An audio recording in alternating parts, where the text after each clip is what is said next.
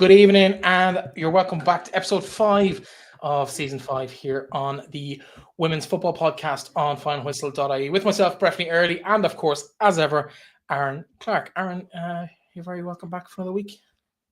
Yeah, good to be back. I'm just curious, and I know I'm going to put you on the spot here, but are you sure it's episode 5, is it? Is it 5 or 6? I think it's episode 5. I did a quick count earlier. I did have to check. I have to check every week. And we have a bit action-packed show for you today. We're going to be chatting to one of the new stars of the league. Bella Flocchini joins us. We'll be chatting to her in about 20 minutes or so. Her meteoric start to the league has been nothing but impressive. It's part of the reason why Treaty are doing so well. They're currently 1 point off the top of the table, but a lot of teams in that mix. Table looking very tight. We're going to be talking about Peamount's game against Galway United. Of course, that fell foul of the weather. There's been a bit of what's the word I could use for that? There's a bit Backlash. A bit of backlash about an interview that Phil Trill did in Galway after that game. We'll be chatting a little bit about that. We'll also be looking at the new Ireland squad that came out during the week. We're a bit happier with the team of the week this week, Aaron. We're happy with maybe 9 or 10 out of the 11. We usually have 5 or 6 issues with the team, but we're quite happy with some of the names featuring this week in terms of that performance. Of course, the League of Ireland back in the Women's International squad. No surprise to see Rui should have gone in there, but Aoibhinn Clancy rejoins that squad under Carla Ward, so plenty of action there. And of course, Marissa Shiva, a member of that squad who has found a new home for herself on the northeast coast of England with Sunderland. Of course, she joins Jessie Stapleton in the northeast. I have lots of comments about that Ireland squad and some things that I want to talk about later in terms of some of the positives that Carla Ward has actually spoke about when she's talking about the League of Ireland. I think it's a good thing. It's a good thing to see, and we'll chat a little bit about it. I'm just sitting here on my desk just before we really kick off, right? I've a great thing to show you. I don't know if I've showed you this before. This could be dangerous. I've shown you this calendar I got off Mick O'Shea, photographer, the League of Ireland calendar where every month it's different posts from Ireland stuff and things like that. Sit on my desk. I just thought I'd give them a plug, especially considering we're always talking the positive of League of Ireland and stuff like that. But no, I'm excited for another good show. I've watched so much football this weekend with being in work. It's weird because I wasn't at a game, so I literally sat here while I was working on Saturday evening. I had 2 screens up. I was watching 2 games at a time while doing a little bit of work, and got to see so much that normally I wouldn't get to see live, and normally I'm catching up on it. So I'm excited to get going. Well, of course, one of the biggest news stories on the field over the last couple of days was, of course, Waterford United hitting a whole load of firsts. First win, first clean sheet. It's been really, really impressive from them so far this season, but they'll be delighted to get those 3 points on the board. They, of course, had a 2-0 win away in Sligo. We might start there, Aaron, if you don't mind. Thoughts on the game? I felt it was a little bit scrappy. Waterford probably edged it in terms of any quality that was on show, but really it was just a well-fought win, a deflected goal, kind of a Sligo clearance straight into the chest of Olivia Shannon, who deflected it into the back of the net. She was delighted with that. That was Waterford's first goal, I think, in the league, which is huge for them as well. And then she followed that up with a penalty in the second half of the game. Maeve Williams was outstanding. Lauren Walsh was outstanding. Olivia Shannon did really, really well as well. But a really solid Waterford performance. They're going to be delighted with that down on Shoreside, surely. That was the one of the things before you talk about Olivia Shannon scoring the 2 goals. One of the things I'd written down before we started was Maeve Williams. Yeah, such a big addition to that side, and you could see that on Saturday evening. I thought in terms of the 2 sides, they're evenly matched in terms of the types of players that they have at the disposal, and it was the sort of game where early in the season you'd understand why TG Carr will pick that sort of game as well, to have on the telly and to give the 2 teams an opportunity. I thought Waterford were the better side. I thought you can definitely see Waterford, the way they're looking to play, the way they're looking to sort of line up under Gary Hunt, and it's definitely good. It's definitely to say that they've picked up a couple of lessons from that big defeat to Shelbourne, from that loss to what they can do. Still think it's very early to judge Waterford just because of the fact that they've only played a handful of games. Olivia Shannon, as I say, getting the first League of Ireland goal for Waterford. I think that'll be one that it'll be celebrated within the club. Be interesting to see if they can get a big crowd out this weekend again. But I think for Waterford just to get the first win was really important. From Sligo Rovers' viewpoints, you'd probably be disappointed with the results. They had chances. Yeah, I was impressed by Sligo, to be honest. Before they got the second goal, Waterford, I watched most of the game live on Saturday evening on TG Cahir, and I have to say, I really enjoyed the game. And I know we kind of wrote Sligo off in our predictions at the start of the season, but no more than Treaty and Shamrock Rovers, we've kind of had to eat a little bit of humble pie on that. At least I have anyway, because I think Sligo were better than I expected them to be, if that makes sense. And they really put it up to Waterford, albeit a Waterford that's only brand new in the league. I still was impressed by a couple of the players who featured for them on Saturday. Bonnie McKiernan, I know there was a bit of a mess up for the first goal, but other than that, she was fairly solid. I was quite impressed with her, and I thought Emma Hansbury had a great performance, which we haven't seen from her in consistently in a while, and I think she's vital to them in terms of what. Now, whoever is in charge of the Sligo Rovers Twitter account, I feel for Myrne Devaney. I'm not sure if you saw their post for the player of the match, asking, like, I got in trouble so often for taking pictures or videos or doing post-match interviews with girls immediately after final whistles. They do not appreciate it. They don't look well, and whoever took that photo needs a rethink. She looked disgusted. She looked dejected. Yeah. The thing I would say about Sligo Rovers is, and this is where I want to give a bit of context for people who are listening. When we talked about the start of the year about Sligo Rovers, where we predicted to be, there's not a lot between the likes of Sligo, Waterford, Cork. You can throw DLR in that mix as well. There's not a lot between them teams. The teams are very, very evenly matched, and that's the thing about it is, and on their day, any one of them teams can win. Like Sligo shows, they can create chances. On their day, any one of them can beat the next bunch of teams as well. Treaty, Bows, 100%. like, there's very little between them. The standards, the gaps aren't as big as they were half a decade ago. 5-6 years ago, the top teams were beating the bottom teams 5-6, 7-8-0 week in, week out.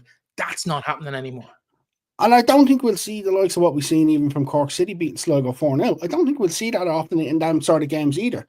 And that was the sort of game where everything happened for Cork happened well. They clicked. Sligo were a bit poor defensively. But I think Sligo would have taken an awful lot from that game as well. And you can see there was aspects of the game that worked well for Steve Feeney that he'll take away from it. But the biggest problem at this level is, and then when you look at Sligo Rovers can't afford to be without to have lost the likes of Emma Doherty, Casey Howe, the players they've lost over the last 18 months, and sort of it's very hard for them to replace these type of players to actually get to where if they want to get to where they need to get to. So like that's the biggest thing for Sligo is Sligo need their best 11 on the pitch every day to every game to be really competitive in it. And it's not being disrespectful, but they probably don't have the depth of squad to maybe some of the other clubs who are building their way up the leagues, even the likes of Treaties. And you have to remember in Rural Ireland, they're competing with the GAA as well. Like you've got the like Amy Boyle Carr came in, played a handful of games for them maybe in their first season. Didn't appear for season 2 or 3 or this year because she's playing out of her skin with Dublin or Donegal GAA. You also have Gemma McGuinness, who's over with Bournemouth as well. So these players have come through the club but have moved on. The two sisters, the Lockery sisters.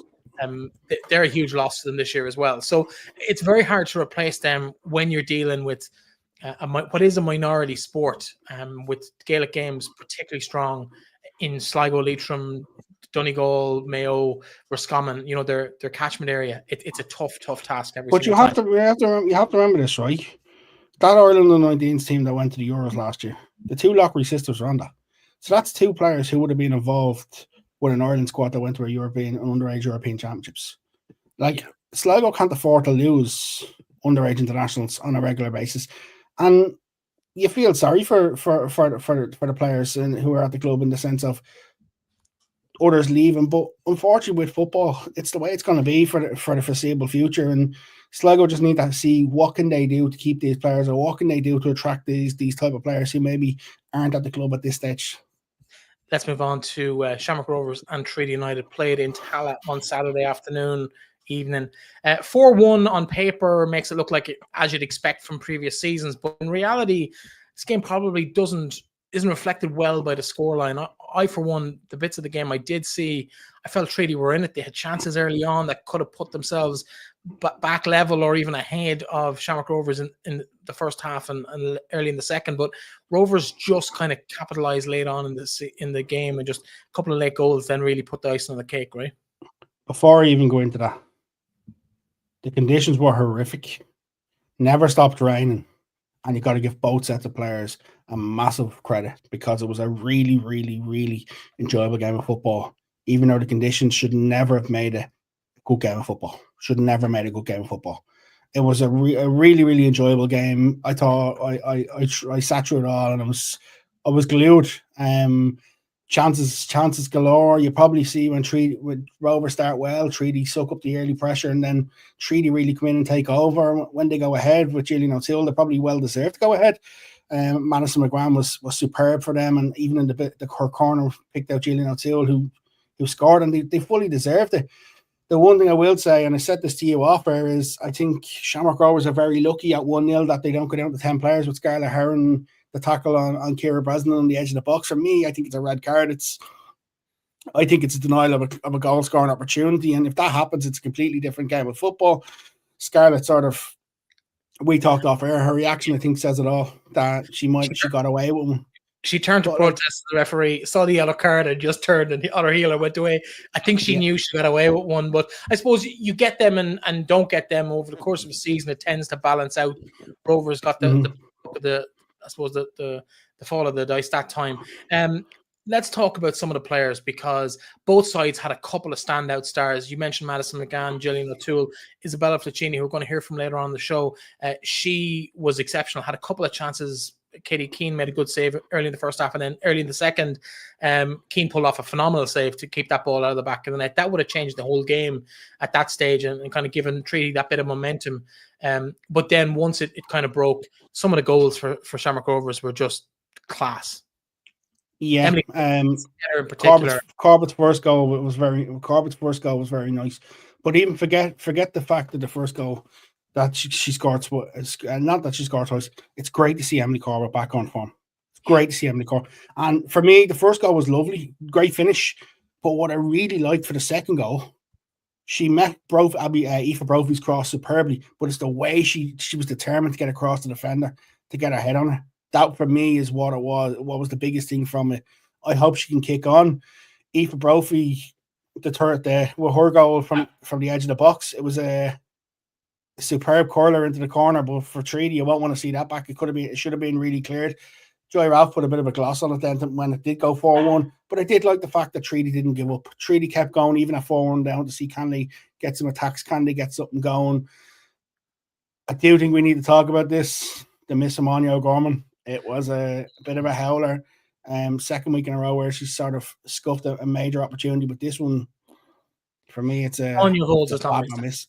Anya Vold does not miss that, and we see her role changing. We see her play it right back with the international team for the last couple of years of her, maybe most of her second half of her international career. We saw her kind of along that right wing, right back position. We've seen her move more into a kind of an 8 or a 10 role rather than out and out striker or winger, as we saw her through most of her 20s.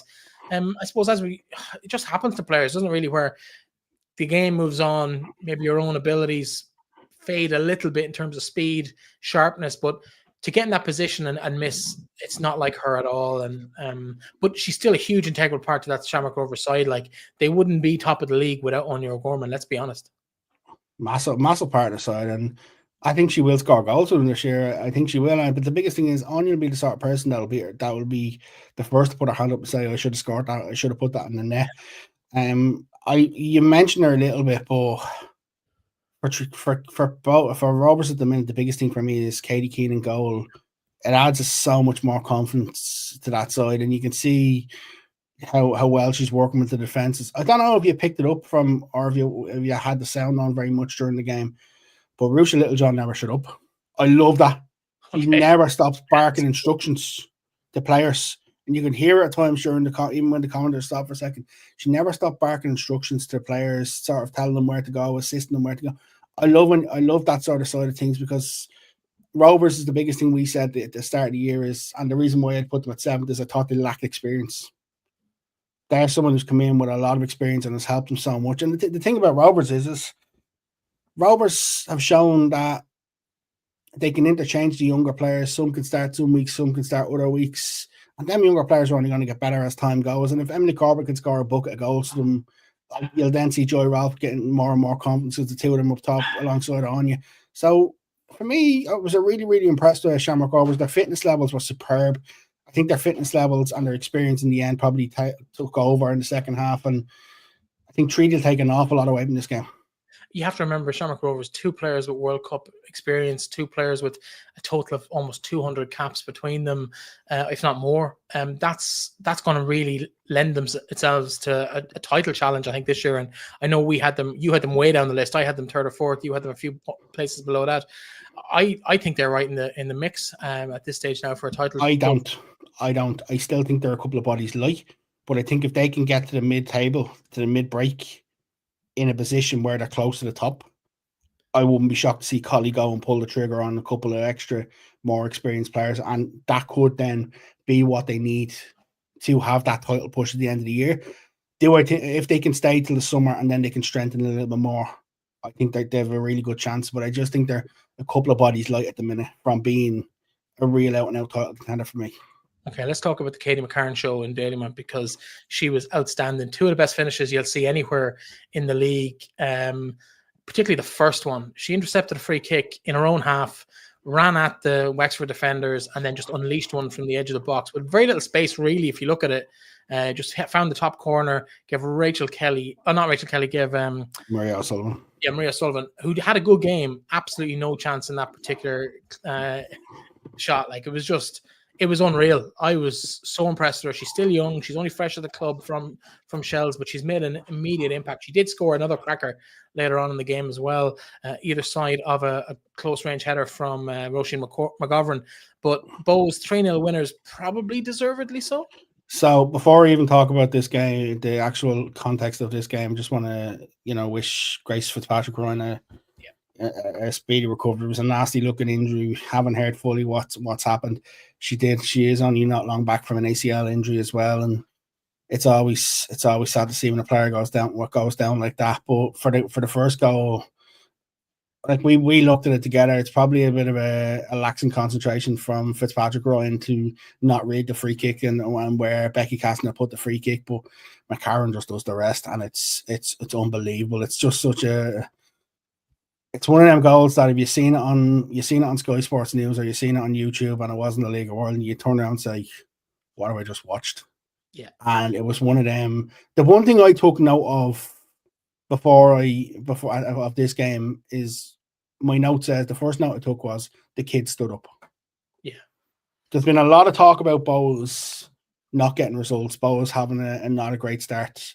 And I even said it last week, it doesn't put Albin Heise under pressure. The kids stood up big time from Hannah Healy was unbelievable. Emma Cochran, I tweeted on Saturday, I'm so curious to see what she's going to be like in 18 months. She has just burst onto the scene. Everybody talked about Ava Brennan last year, but for me, Cochran has the ability to sort of spring on like Brennan did last year. And Katie McCarron, the first goal was unbelievable. Yeah. The last goal she scored, a nice one too with Cochran, and just literally curls it into the far corner. What a finish! And the keeper from the edge of the box. It was class, yeah. Oh, it was just one of them that it was like, wow. But even like it was pretty even game up until McCarron's goal. There wasn't a lot in between the goal. But once the first goal went in, it was sort of a case of you look at Bows then and you're thinking 1-0 up at half time. Probably should be 3 or 4 up at that stage.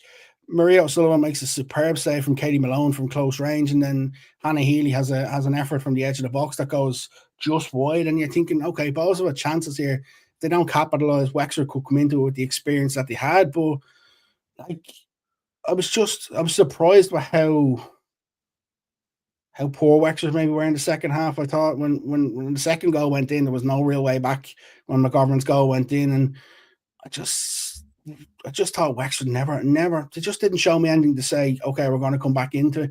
And like it was a big day for the Wexford management team, considering they had previously managed Bows. But like if you're Albin Heise, you're probably in dreamland. You probably never thought you'd get a performance like that out of that side so soon, with considering the amount of younger players there are, players with not a lot of experience in the League of Ireland. But for me, performance of the weekend by a mile was Bows, and I was so impressed with them.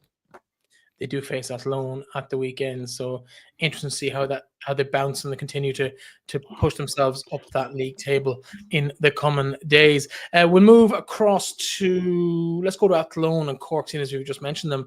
Athlone looking impressive all season. Didn't really flatter themselves too much against Cork. 2 set-piece goals. Other than that, there wasn't a whole pile in it for either side, was it? But it's job done for Athlone. It's 3 points on the board, but Cork are beginning to look like they're going to be hard to beat week in, week out in this league.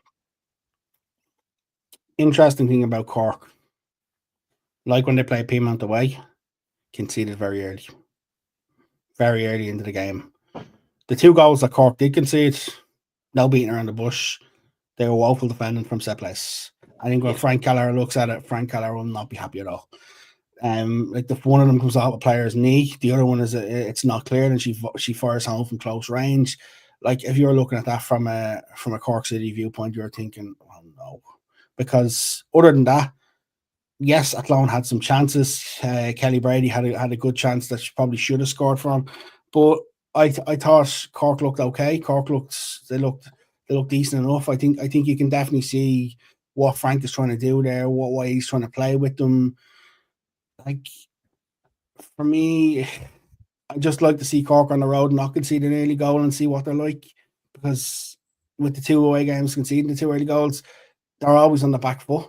If they could get into a game early and away from home, I think they'd be able to put up a good performance. But I'm still to be convinced, just because we seen what happened with Cork last year, where they put in a good first half and then maybe drop off in the second half. How are they going to do it under Frank Kelleher? That's the curious side of it. But there's definitely a lot of good things that we have seen from that Cork side. As you say, from Athlone Town, listen, it's job done. It wasn't pretty. It wasn't always pretty, but they'll take the 3 points and they'll run and say thank you very much. Yeah, another 3 points for the league champions there. The pretenders to the crown, the team that beat them in both the cup finals and the President Cup final over the last 6 or 8 months, Shells, they were away in the bowl to DLR Waves. We've talked about the pitch in the bowl. It's not great. It's not conducive to playing open football, but Shells didn't really seem to mind. They hit them for 4. It's getting worse for DLR Waves at the moment, but Shells will be happy with that solid performance, clean sheet, 4 goals. You can't really ask for much more than that in an away day. I would say to you, I would probably give that Shells performance maybe a 5 out of 10. Okay, that's where the rest of the league. The domination of possession that they had. If that they should have scored an awful lot more goals than they did score. DLR had a couple of chances, but for me, the biggest thing from a DLR point of view, and it's like what we said about Sligo Rovers earlier, DLR can't afford to play without the likes of Jess Gleeson. They're obviously missing Chloe McCarthy from the red card as well. Your 2 centre-backs are gone.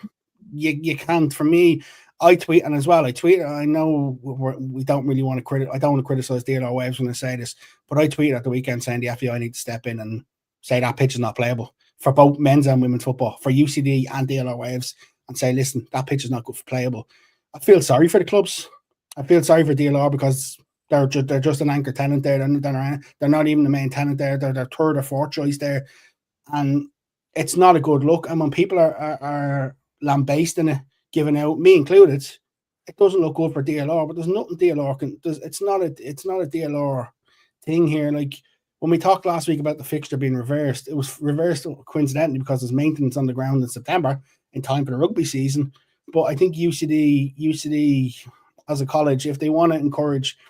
Like it's shocking for UCD AFC having to play on that as well, and I just don't think it's good. It makes good football, but like in terms of Shells, like Leah Doyle scored from a corner last week.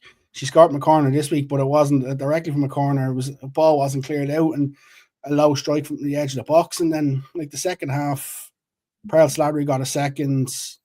Kate Mooney got the last goal, but the pick of the goal, and you said it to me. We were chatting a bit about this ourselves. Was on Mackenzie Anthony. It was a lovely finish, but I think for Shells, the biggest thing is just to get out of there without any injuries. That's probably the biggest thing for Owen Wearing is no injuries, get out of there, 3 points. Yeah, and of course they have a big game this week against Peamount. Of course, that would have been a title decider of in seasons of old. Maybe not so much this year, but a big moment for them as well. Speaking of Peamount, let's wrap up the 6th game with the game that didn't happen, the game that never was. Peas versus Galway, due to take place last Saturday evening around 5 o'clock.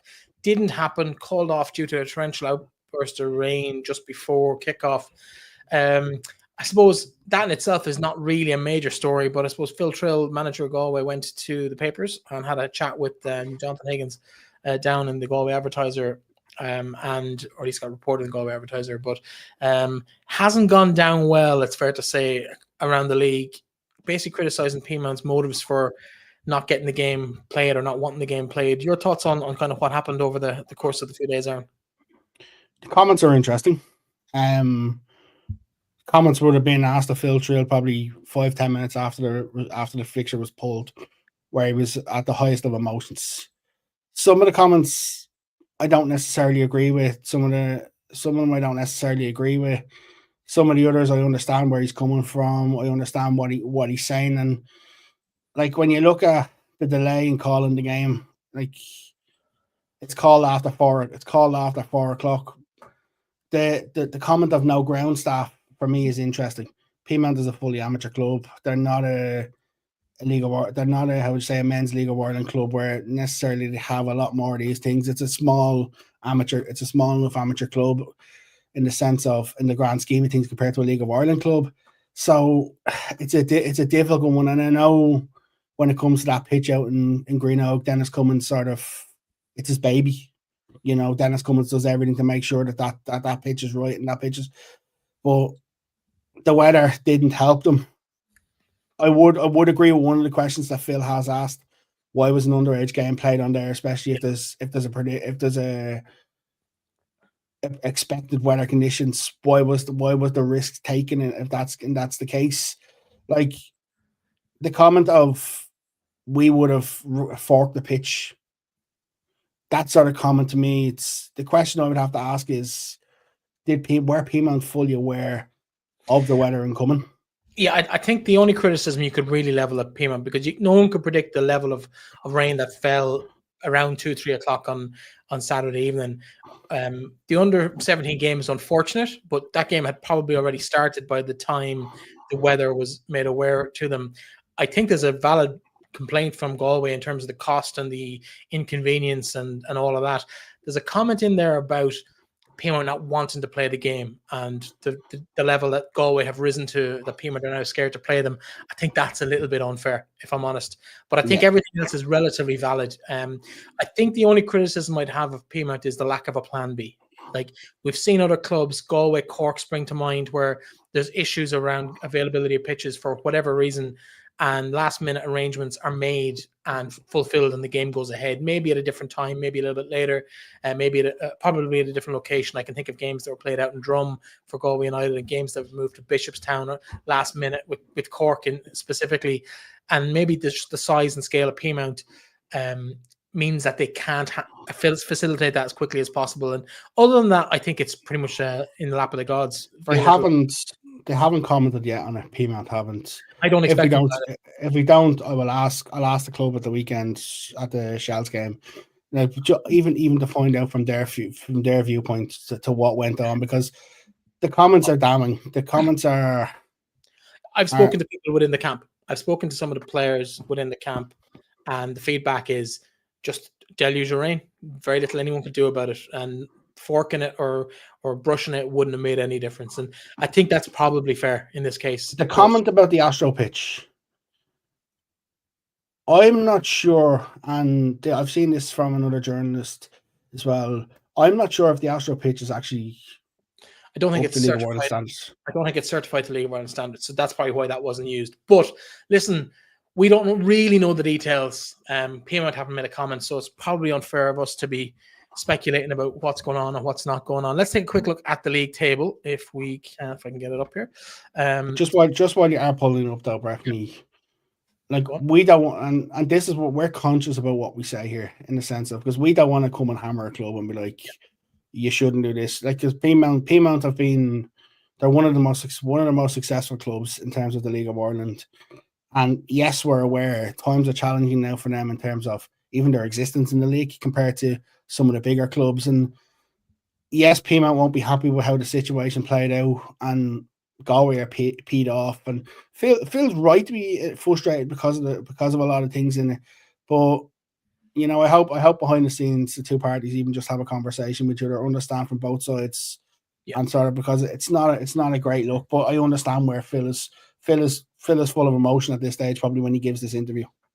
Absolutely. This is the league table as you can see it on the screen. If you're watching us on YouTube, Shamrock Rovers and Athlone Town level on top of the table, both with 7 points and a 4-goal difference. Shamrock Rovers finding the net a little bit easier, 7 goals in their 3 games so far. Shells back on 6 with Galway United, still unbeaten, 2 wins from 2. They obviously did not play that game at the weekend. And Treaty United, probably the surprise package there, in 5th place.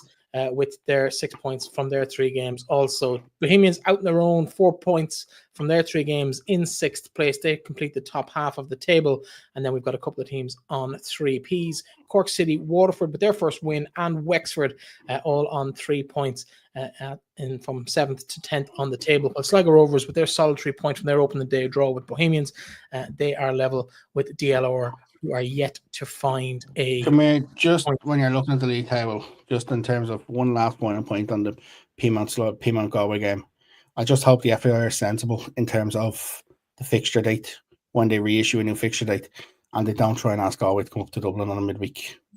Oh, that's 50-50 really, isn't it, in terms of what that's likely to be?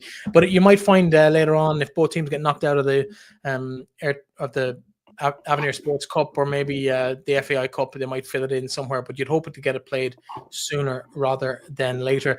I think it's time to have a little chat with Isabella, or Bella, as she likes to be known, Flocchini. She is probably our favorite player of the league season so far. Well, definitely mine, but she's been very, very impressive. I love watching her play, just the creativity, we get into it in the interview. We did chat to her earlier in the day, and we'll just jump straight into it and hear what she had to say for herself. Yeah, let's go for it. Here goes. Treaty United's newest recruit, Bella Flocchini. You're very, very welcome to the show. Yeah, hi. Thank you. Thank you for having me. Tell us a bit about how a girl from Nevada who went to college in California ends up in Treaty United, because it's been a really, really fine start to your second stint with the club.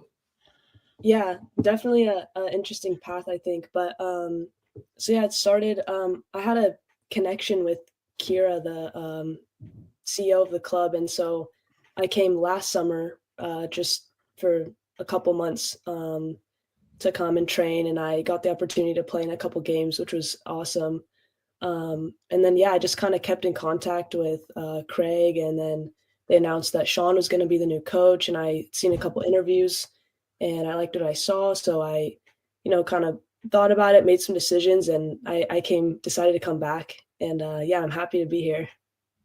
What was that, the first spell? Was that just a bit of a break from college, coming see a bit of Europe, or what was it that initially, when you say you had a connection with Kira, that sort of got you to come over the first time? Yeah. I just finished so during spring in college, we have some friendly games, so they don't count towards anything. And the summer is usually our off season where we train.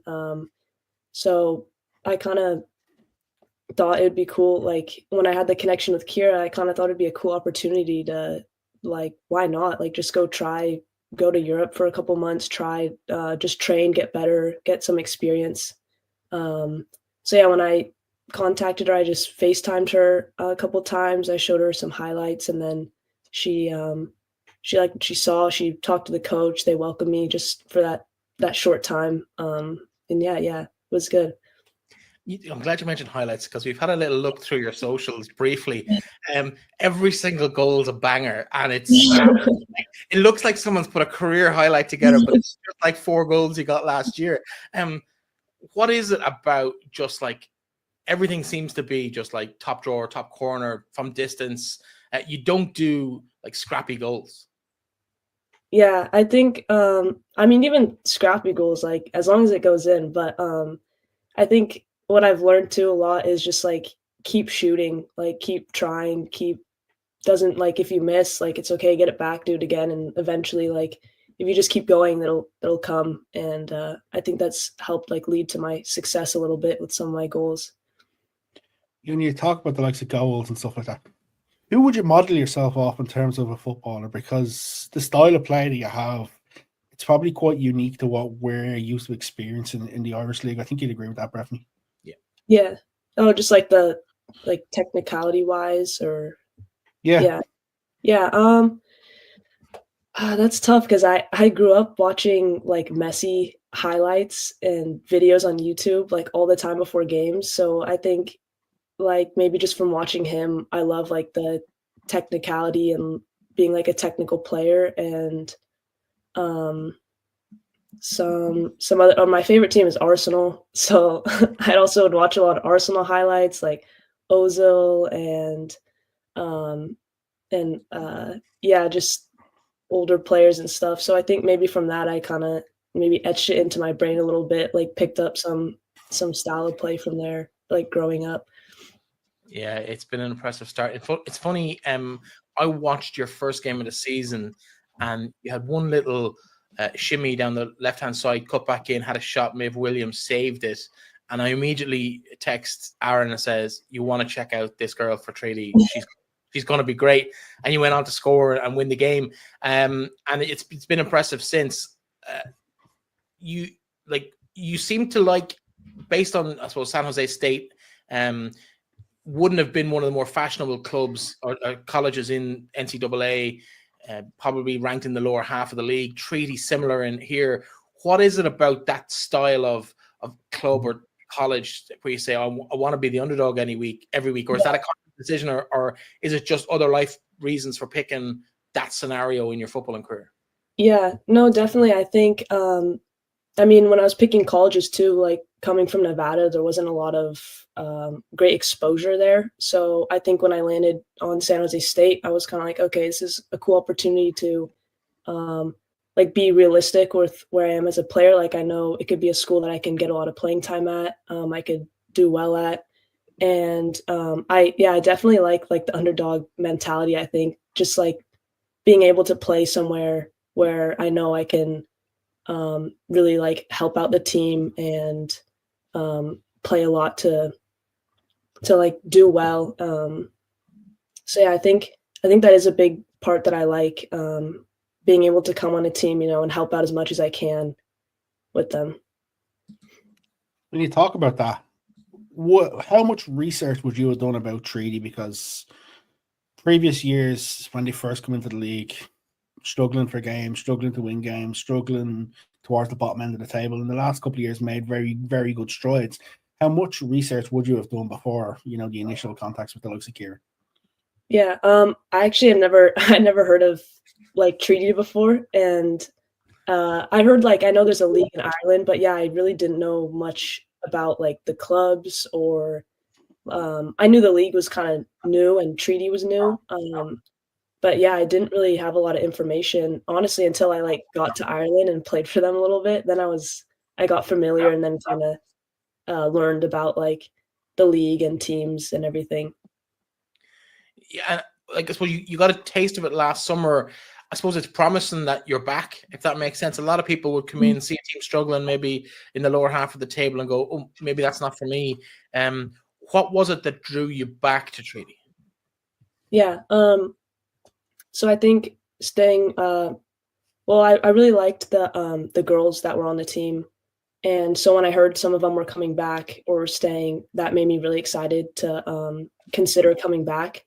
And then when I saw some interviews about Sean coming in as a new manager, that also got me really excited too, because I liked what he was designing and what he was planning and talking about, kind of rebuilding the team and like his just plan for the whole season. So that also made me kind of excited to come back, and just it's always like I just want to learn and gain and get new experiences. So that also is just a major thing to draw me back as well. I have a two-pronged question here for you. First one, would you have worked with Sean much when he was here when you were here last summer? And secondly, what's the biggest thing you've learned about yourself playing football overseas?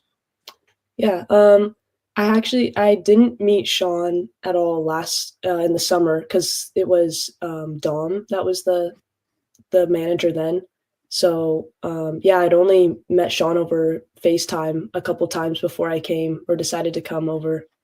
And I guess the thing learned most just being here, and even in the summer is just learning how I play with different players, how I can adapt with certain players playing, and also playing under like, a new coach, because I was with a college coach for 4 years. So having a new coach and just learning their new tactics, and everything in games, like that's helped me grow as a player too, just learning new styles.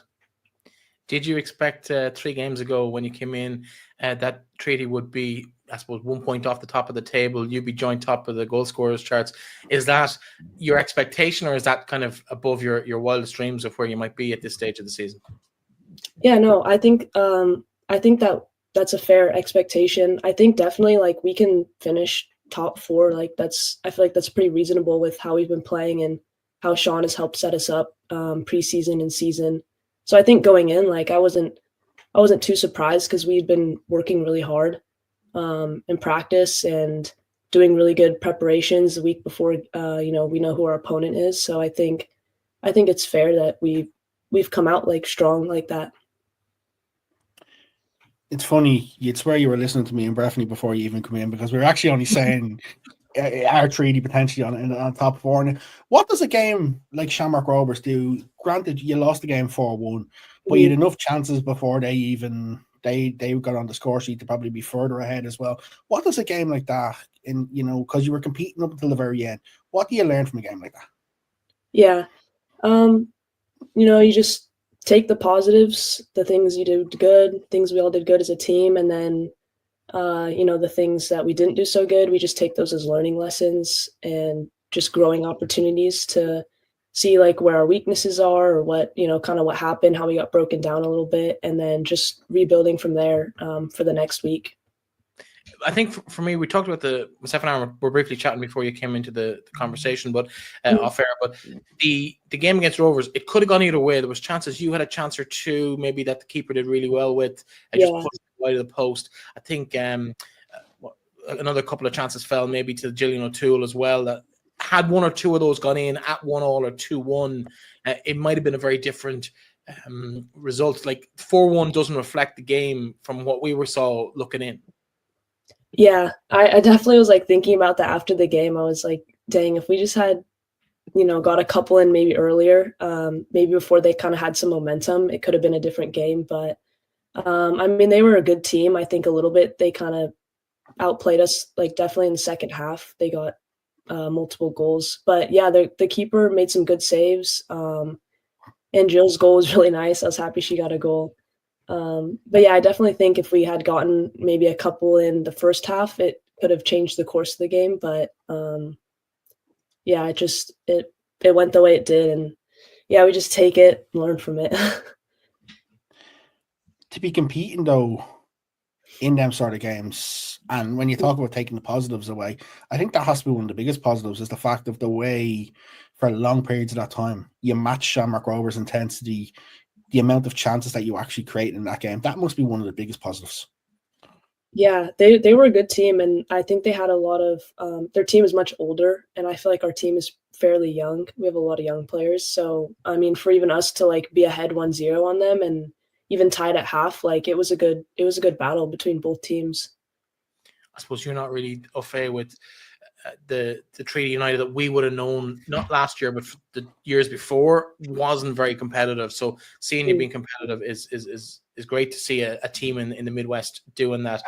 Who's impressed you in the squad? Because I suppose Gillian O'Toole has come in. She was here last year as well, but she's made a really good impression this season.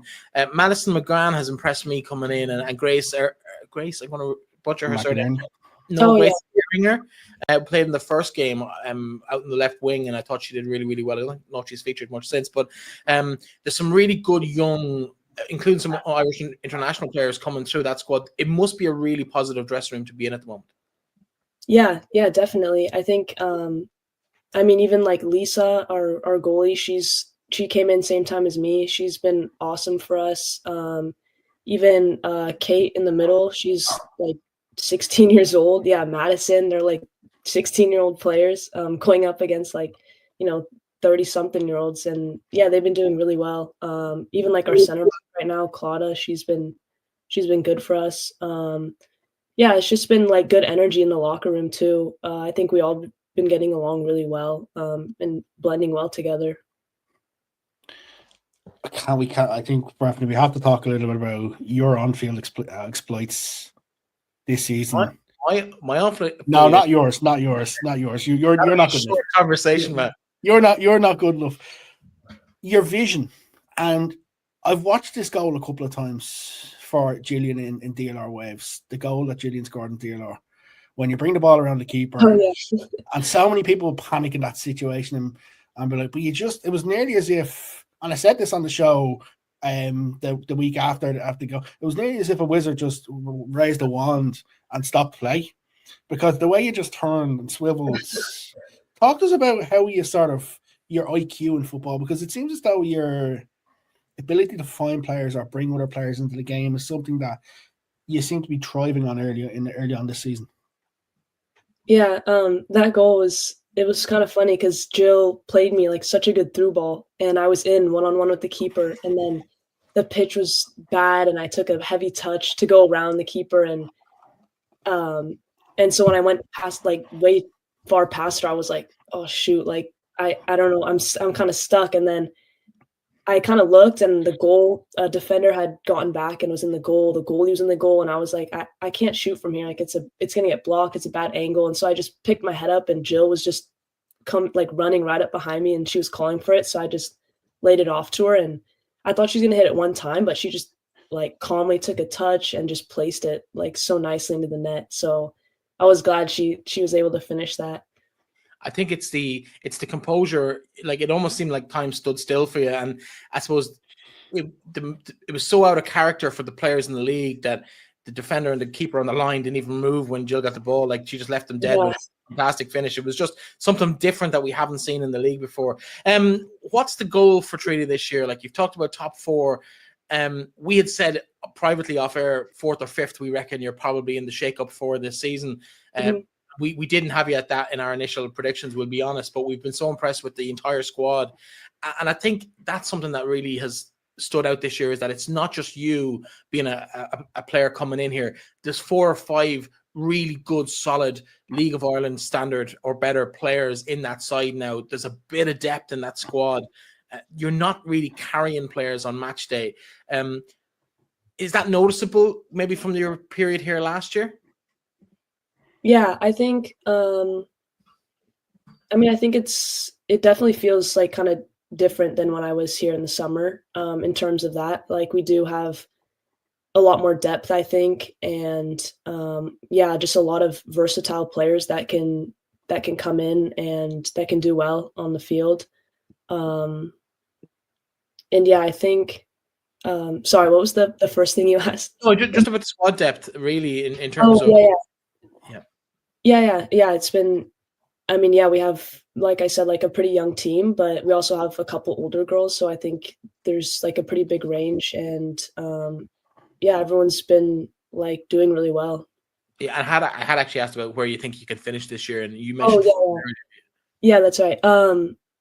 Like I think it's pretty reasonable to say like, top 4, 5 on the table. If we just keep working hard like we're doing and playing. I think Sean's been really great leading us, like the whole coaching staff. Obviously like it's every team's goal to like win the league and stuff, but I think for us, even just focusing on like being up there on the table is like a good goal for us.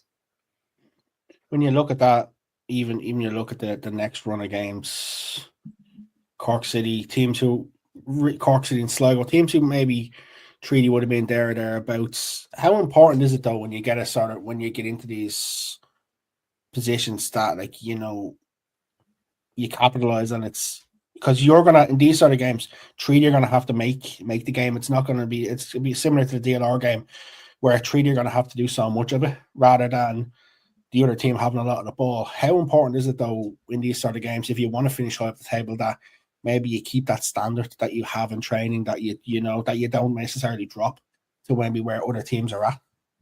Yeah, I think it's just trying to like just stay as consistent as we can. And I think just not letting up, not getting comfortable, or even if it's not going our way, not getting down, not breaking as a team. Like, I think just staying together is really important, and just like to keep working hard in practice and focusing on the goal and the task at hand to finish like up at the top level of the table. Looking at the league table as it stands at the moment, you're in 5th, but the 4 teams above you all play each other over the next 2 weeks. You've got 2 what should be winnable games again at home against Cork City and Sligo Rovers. Based on form, you'd expect you to get 2 wins from those games based on how you've been playing. You could be top of the table after 5 games. Nobody would have had that in their bingo card for the Women's League of Ireland this season. Have you allowed yourself to think that far forward, or is it just a kind of every game, take it as it comes? Yeah, I think taking it more as like just every game at a time, especially because there's like 1 game a week, and we do have a bye week next week. So I think it's just focusing on each game at hand, not thinking too far ahead, and like not trying to worry too much about results of other teams, just focusing on our game, what we can do. I think that's just like the most important to stay focused. Yeah. You talked about that international break coming up. What does a player like you do over that course of that period? Do you go travel a bit of Ireland, take a break? What do you do over that period? Yeah, I'm going to go to London and with my boyfriend actually. So I'm really excited because I've never seen London before. It's always been like a dream of mine to see it, and it's so great being in Ireland because it's like you just hop on a quick, hour-and-a-half flight to anywhere. Like, so yeah, I'm really excited to do that. Going for a tour of the Emirates? Oh no, I think I booked it through Aer Lingus. No, you're going for a tour of the Emirates Stadium. Oh yeah. Oh my gosh, I don't know if I have enough time this time because I'm only like 2 days, but I'm actually going to a Liverpool-Fulham game. So that page for an Arsenal fan, but okay. I know. Yeah, I tried looking at an Arsenal game, but they're not. They're actually going to play Real Madrid for the Champions League, like just past when I'm there, so I won't be able to go to that. But that's unfortunate. Yeah, Liverpool, Fulham. We'll let the league change the fixtures for you to be able to take in the sides. Any chance you have an Irish passport tucked away in the back pocket there, where we might see you in green in the future? I know. I mean, I have like my great grandma's from Ireland, last name Murray, but no, I don't think I'm able to get an Irish passport. We know people who know people, great grandmothers. It's not. I mean, maybe we can pull a string to it. Okay, no. Well, Isabella, we've run out of time, unfortunately. Thank you so much for being so generous with your time this afternoon, having a chat with us. It's been a delight watching you. I know we're only 3 games into the season, but it's really impressive to see the impact that yourself and the other girls who've come in, both the imports and the youngsters coming through in Treaty, have made on the squad down there. The very, very best of luck for the rest of the season. I'm sure it won't be the last time we're chatting about you or chatting to you. Thanks very much for joining us. Yeah, thank you so much for having me. Thank you for all the kind words and your support. Yeah, thank you.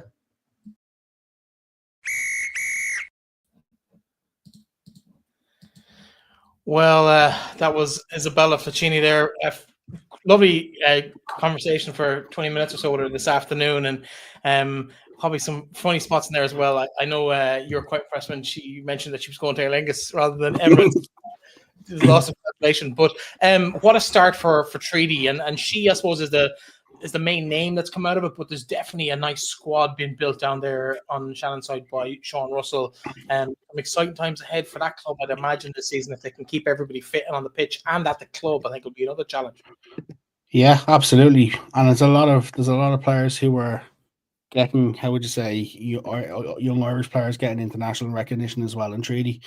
I think that's important as well. They're continuing to break that cycle of players having to come from abroad. It's getting less and less as the years go on. Like, I think young Katie Lawley, we talked about Madison McGuan, Cara Griffin, for me, has been brilliant this season.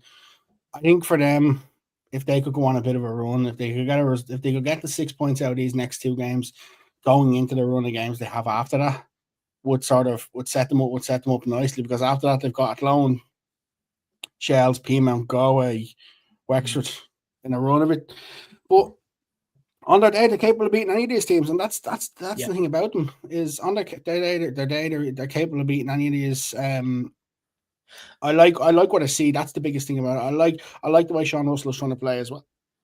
Let's have a look at the top scorers in the league at the moment. Of course, Isabella there in 4th place, but effectively there's like 12 players on 2 goals per. Slattery, Leah Doyle, Aisling Meany, Bella, Christina Dring, Emily Corbett, Kate Mooney, Kelly Brady, Olivia Shannon, Gillian O'Toole, Katie McCarran with her 2 crackers at the weekend, Emma Doherty, and Mackenzie Anthony, who has been impressive in their start to the season as well. If you look at the clean sheets, we're looking at 4 players on 2 clean sheets from their 3 games. Rachel Kelly of Bowes, Lisa Toomey of Treaty, Megan Plasko of Athlone, and Amanda McQuillan of Shells, and 5 more players with a single clean sheet. But I suppose what I'm finding most interesting is there, of the 12 clubs, we've got 9 of them so far with clean sheets, which is impressive.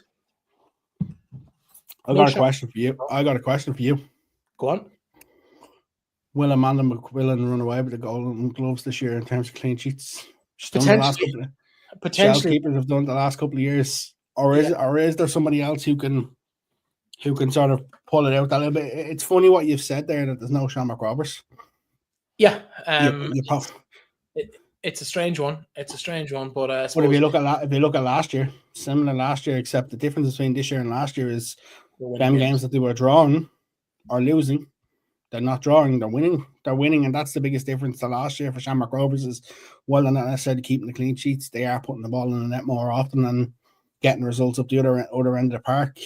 And I think if you offered Collie and the team a league title without keeping a clean sheet, I think they'd take it. They mightn't be overly happy with it, but they'd definitely take it. So what they've been missing out on in the last 2 seasons is those tight games, getting 3 points out of them rather than 1, or getting 1 point out of it rather than a token defeat. They'll be happy. They're top of the league. They won't really care about these individual awards, surely. No. A lot of players will say individual awards are nice, but they prefer a league title at the end of the season. They prefer a league crown at the end of this.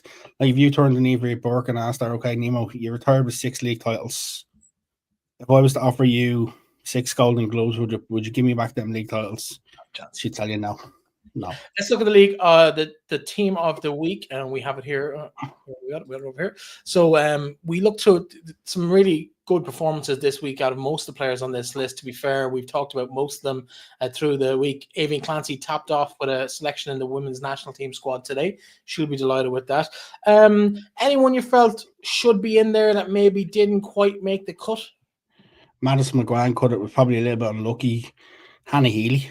I thought Hannah Healy was exceptional for Shelmore for Bohemians on Saturday. It still feels weird saying that, considering she's been with Shell for the last couple of years. I'm really delighted at that to see Emma Cochran in there. I've been raving about her since the season has started, and she's another one right up there for me in terms of Isabella Flocchini, in terms of players to watch that I really, really like. Aoife Brophy has been Aoife Brophy's a bit of a surprise to me in the sense of I didn't know what to expect over going to Shamrock Rovers because she'd already gone to Peamount last season after being with DLR. Didn't necessarily play week in, week out. But she's doing very well for Shamrock Rovers. She's done superb for them in terms of how she's played for them. Yeah, I think the only one I'd probably say for me that I would ask question, I don't necessarily think Anya had the strongest of games, but to her credit, she was quite good in some of the other stuff for Shamrock Rovers, and that miss, yes, it was a howler, but yeah, I think for me as well, I probably would put Isabel Ryan on that list of maybes that maybe could have been excluded. And it's not because she had a bad game, but it's just she got the 2 assists for Athlone, both came from corners, and she's had better games. And I'd say the same about Anya, is that if they look back at their careers and go, that was a stellar match for me, I don't think either of these 2 games would be on either of their lists coming through. I know Isabel's much younger than Anya, but she's really impressed me in stages last year. I'd feel sorry for Lauren Walsh. She was player of the match on the TV at the weekend.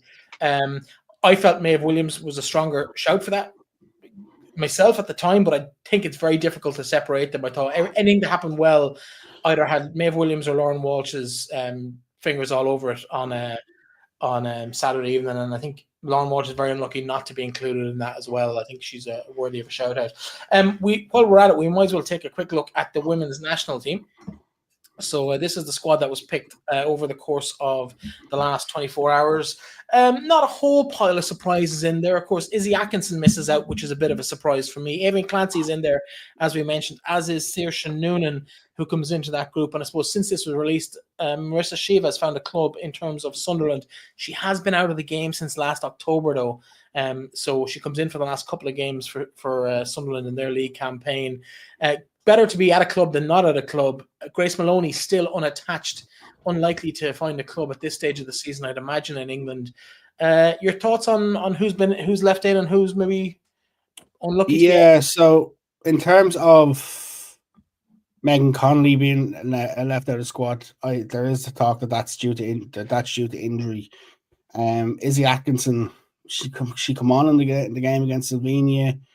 Bit of a surprise probably to see her being left out, but when you see Chloe Mustaki coming in back there, it was nearly always going to be a case that it would nearly be one or the other. I don't see a reason why probably could have both. I wouldn't necessarily disagree with having both of them there. The one thing I would say when it comes to Carla Ward, and I like this in the sense of Carla doesn't just name a squad of 27, 28 players. It's 23 players and that's it. And whereas I sort of didn't really like the fact of previous management's naming 28, 29 players and bringing them all in as well. Like, it's the first time I think Aoibhinn Clancy's been back in the squad for quite a while. I was trying to look back to it. I'm not sure if the prior pre-World Cup the games before the playoff against the Slovenia game or Slovakia game was the last time she was in the squad, if I'm not mistaken. Good to see her coming back in. She's definitely had a rejuvenation at Shelbourne. The other thing is, and I don't know if you've heard Carla Ward's comments this week. No. Carla sort of said that only bar injury, there may have been another League of Ireland player in the squad. So from what I hear is it was potentially Alex Kavanagh going back into the squad, and she's talked an awful lot about the league. She's talked about seeing some of the really, really good players in the league, and sort of she talked about having to educate herself on Aoibhinn Clancy, and how when she left after the President's Cup being so impressed, and then she told Alan Mahon that she'd seen a player at Shelbourne who she really liked. She didn't tell him what player, and he was obviously going to watch Shells a week later, and she said at halftime he phoned her about Aoibhinn Clancy, and she turned around and said that was the player I was talking about.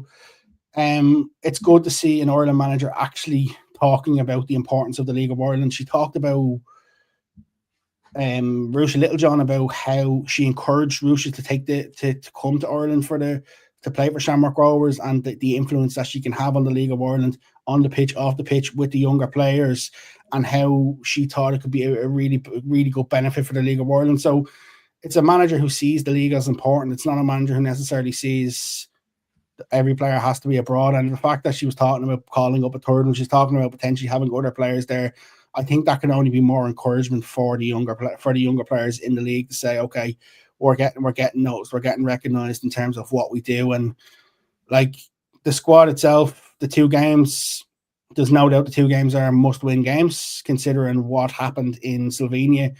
Drop any points here, you're sort of talking then realistically there's no chance of winning the group, and if you don't win the group, then you're into a playoff to get promoted in the League A, where you're talking you're going to fillet a third place team and to finish in League A over two legs, and you don't really want that if you can avoid that. But it's these are must-win games. The only thing on the squad that we probably didn't say, Mel Phillips coming out, considering she was only brought into the last squad as a first time. It's not a great look on the situation or the recruitment of Phyllis if she's straight in, straight out, considering she had been involved in, I think she scored the equaliser or the winner last weekend for Charlton against Birmingham. So it doesn't look as though she is injured. Yeah, I suppose on top of that, then you've got the likes of Emily Murphy, who had been in the US in college. She's now playing, I think, with Newcastle. I could be wrong on that. She's with Newcastle. She signed a multi-year deal with Newcastle. So I haven't seen enough of her to really pass judgment on whether she should be in the squad or not. Hasn't been on my radar, which in itself, as someone who follows the NWSL fairly closely and someone who follows the English game and the Irish game, she's questionable in my opinion. I would love to be corrected on that. I'd love to be for her to stand up over the next couple of weeks and months and really impress at Newcastle. I'll say this to you. Okay, I would say Amber Barrett's a much better player. Yeah, very similar type of players, and I think Amber Barrett. I felt so sorry for Amber in Copa because she never stopped trying. I also felt very sorry for Kira Carusa. You should never be playing Kira Carusa and Amber Barrett up top together if you're going to play one wide and one through the middle. You either play one or the other, or else if you're going with two through the middle, then you play them, but you don't play one on the wing. And hopefully Carla Ward has learned a lot of lessons, and by the sounds of things, she realizes that she got it completely wrong in that game, and hopefully we see a bit of a difference from Ireland next week.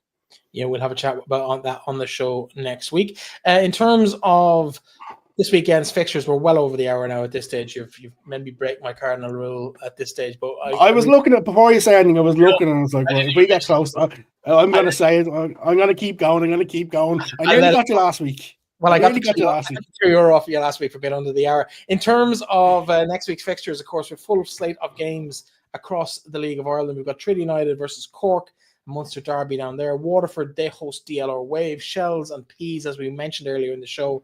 Galway and Shamrock Rovers, that could be an early league title impactor, for want of a better word. I don't think it's the decider at any stage this season. Wexford hosts Sligo Rovers as both sides look to recover from scoreless losses last week. And then Athlone Town and Bohemians, that game taking place in Athlone. That'll be a great game as well in terms of maybe if Athlone have fallen off that league title challenge pace and how far Bows have come to that league group in the league. I'm a little bit frustrated this weekend because obviously I want to go to a game. So going to Shells Peamount on Saturday at 4:00. It's an awful shame that Galway isn't on a little bit later or Shells isn't on a little bit earlier. And, you know, you get to watch the two of them live because obviously I'm going to have to watch back or try and catch bits of the Galway game as it's going, because that is going to be a cracker. I think that's the game of the weekend for me is Galway Shamrock Rovers. Oh, of course, yeah. That is the game of the weekend for me. In terms of what you've just said about Athlone Bows, if the Bows side turn up that played against Wexford last week, the Athlone side that turned up and played against Cork last week, that Athlone side that played against Cork last week won't be good enough to beat that Bows team who performed like that last week. Can Bows put that performance in 2 weeks in a row? I think that's the $1 million question. But Alban Heiss has they've set a standard now for Alban, and I think Alban will want to sort of maintain that. I think it's a good indication to sort of see really where they are at or where Athlone are at, because you can sort of compare Athlone to maybe because they would have played Shamrock Rovers, Bows would have played Galway. You can sort of compare and contrast where a couple of teams are, but there's a lot of interesting games. I'd said to you earlier on today when we were chatting that Waterford DLR, we will really see where DLR are at now this season. If they are to finish where we sort of said they're going to finish, they have to be beating Waterford down in Waterford and beating them comfortably. But well, let's go through that then. Let's put your neck on the block for the 6 games. Treaty and Cork. Treaty United. By much? Not now. Not really. I think if Cork are on the road again for the second week in a row. If Cork can see it early, I can see Cork losing the game probably 2-0 again. If Cork can stay in this game, I can see it being very, very tight and Treaty having to do something really good to win it. But I don't think there'll be very, very much between them. Waterford, DLR, are we looking at kind of the same scenario there? Waterford kind of need to build on the momentum that started last week. Could they take all 3 points against DLR? The way DLR have started, yes, they could take all 3 points against them.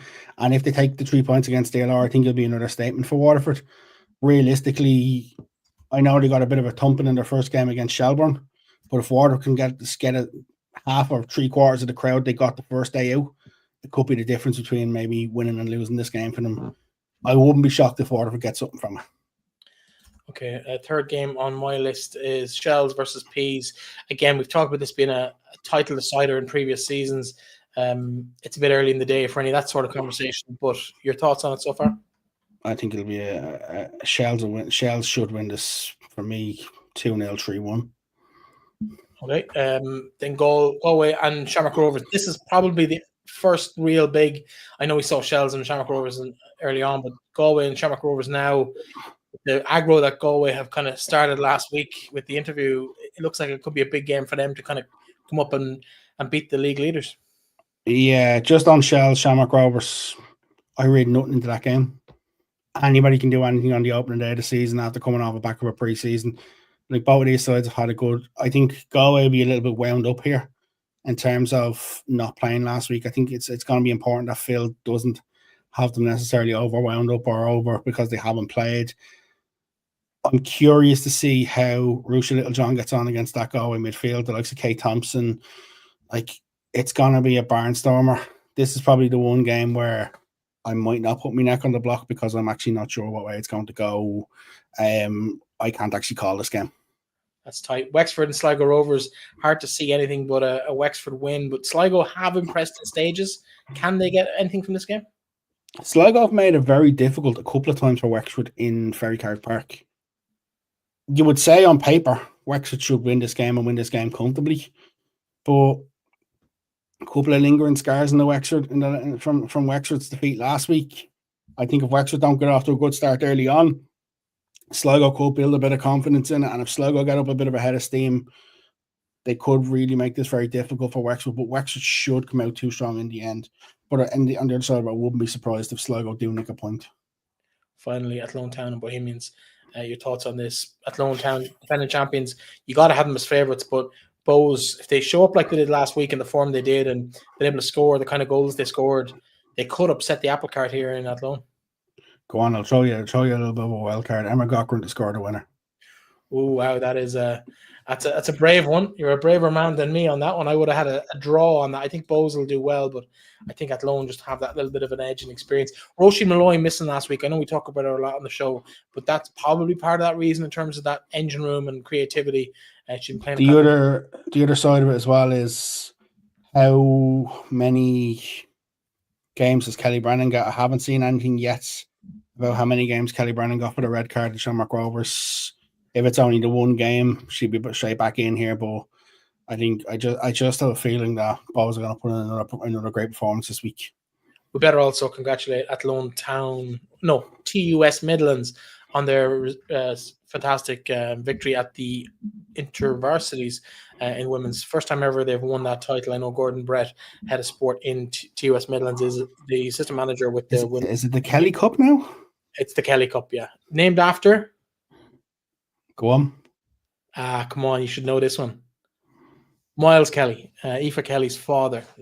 I was gonna say that, and then I was like, yeah, too obvious. A stalwart of the college game and a former coach on the Irish women's national team under Noel King as well. Anyway, that is us for the week. Thank you so much for everyone who joined us. We're way over time, but thanks to Isabella as well for joining us and giving us a view inside the camp at Treaty United. We'll be back next week with a preview of the international games and a roundup of everything that happens this weekend and whatever other drama unfolds over the next couple of days. Aaron, as ever, a pleasure. We will chat to you then.